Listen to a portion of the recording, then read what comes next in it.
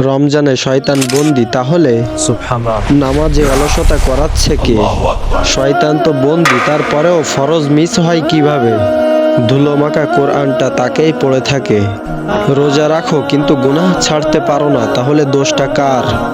মুহাম্মদ সাল্লাল্লাহু আলাইহি ওয়াসাল্লাম বলেছেন, রমজানে জান্নাতের দরজা খুলে যায় আর জাহান্নামের দরওয়াজা বন্ধ হয়ে যায়, আর শয়তানকে শিকলে বেঁধে রাখা হয়। তাহলে সমস্যা শয়তান না, সমস্যা আমাদের নফস। পবিত্র কুরআন শুধু তিলাওয়াতের জন্য নাজিল হয়নি, এটা কায়নাতকে বদলে দেওয়ার জন্য নাজিল হয়েছে। এই রমজানে ক্ষুধার চেয়েও বড় যুদ্ধটা করো নিজের ভিতরের অলসতার সাথে। একটা নামাজও মিস না করার চ্যালেঞ্জ নাও। প্রতিদিন অন্তত 1 পৃষ্ঠা কোরআন তিলাওয়াত করো, কারণ রমজান বদলায় না, রমজান মানুষকে বদলে দেওয়ার সুযোগ দেয়। রমজান শুধু ক্ষুধা তৃষ্ণার নাম নয়, এটা তোমার আত্মাকে বাঁচানোর মাস।